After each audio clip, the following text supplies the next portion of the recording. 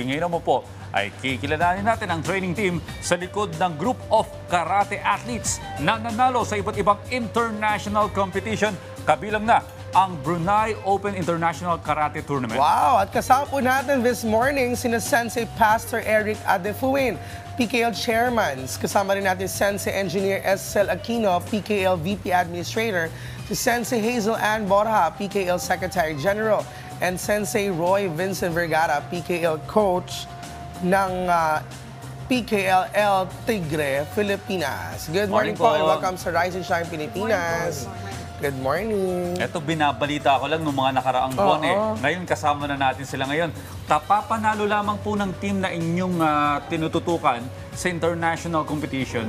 Maaari niyo po bang ikwento yung nangyari sa competition na yan sa Brunei? Yes, sir. Yes, nilaro kami ito ng mga kabataan na nakasama natin ngayon, 15 sila. At kasama rin kami mga coaches at mga sensei. At nagkami tayo ng 4 na gold, 4 na silver, at 12 bronze. Dami hamon pa ng Pilipinas. Ganyan na kami dati ng sensei ko dati, si Jackie Chan. Si Jackie Wali, paki-edit yun. Pero paano niyo po ba sila tinitrain? Paano niyo binubuo at ina-adjust yung inyong training programs para i-train yung miyembro ng inyong grupo? Okay po. So, sa PKL po, marami pa kaming series of mga tournaments, which is last December 10 nga. Meron kami nung PKL Estilo Cup, which is nangyari po to sa Summit Ridge, Tagaytay Hotel, dun po. And na-train po sila, yung mga winners po doon, usually, yun yung mga nilalaban namin for tournaments. Sila yung nag-undergo ng mga trainings. And by the way, these are participated by around 420 athletes. Wow. And then, from about 35 branches, PKL branches po, ayan po. Kaya ito pong mga sumali po sa mga international tournaments is mga nanalo po dito po sa aming mga monthly tournaments ng PKL. Well, pwede na natin sabihin na yung kanilang training ay international level. Oo naman. At mataas na level ito, no? Dahil humakot ng mga gintong medalya. Pero ang dami niyo pong hawak na mga medals. Iyan po ba yun sa Brunei? Yes po. Lahat po to galing po sa Brunei. Pero paano niyo po sila hinubog?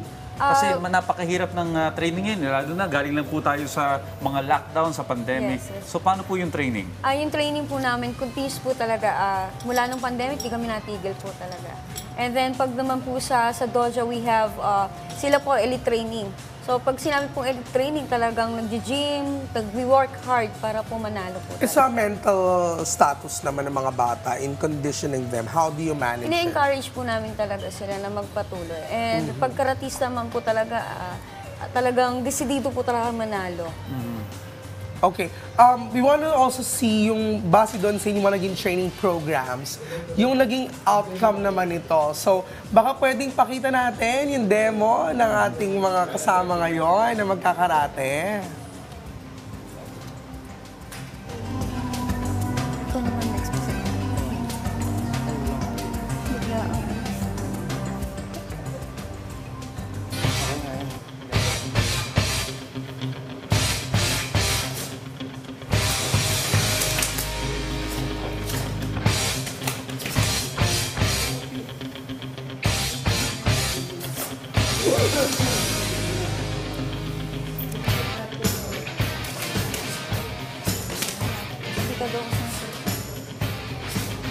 Grabe, very dedicated talaga sila, oo. Diba? Habang syempre titignan natin yung kanilang demo ngayon, no? We wanna know also, paano nyo tinutulungan yung inyong mga members na mapanatili yung mataas na antas ng motibasyon at dedikasyon sa kanilang pag-aaral ng karate?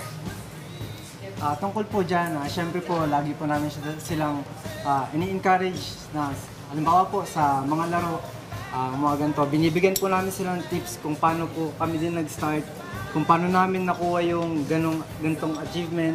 Syempre, sa mga tournament, nanalo tayo, natatalo, kasama na rin po sa binibigay namin sa kanila. Syempre, laro po yan eh. Kumbaga, binibigyan din po namin sila ng aral tungkol dun sa sportsmanship. Kaya po, minomotivate namin sila, syempre, ng mabuti. Ganon din yung sa mental nila. Ayan. Kailangan nila din na, syempre, alam niyo naman po, mga bata ngayon, sa mga gadgets na sila nahihilig. Pero syempre, mas ina-encourage namin sila na mag training pa kaysa dun sa mag-cellphone lang sa buong maghapon. At least physical activity, may na-achieve, nagiging disiplinado. Pag-usapan po natin yung pagiging disiplinado. Kasi, of course, ayaw naman natin maging bully ang isang bata dahil meron silang knowledge na discipline sa martial arts. Paano nyo po sila dinidisiplina na gamitin lamang to sa pagtatanggol ng kapwa at pagprotekta sa sarili? Usually, marami mga magulang na nagpapasok ng kanilang mga kids dahil medyo super active, hyperactive sila. So, alam nila na ang karate is one of the, sabi natin, disciplined sport. Kaya doon, tinuturuan namin yung respect, courtesy, humility. So, sama-sama na yung mga basic virtues na yan.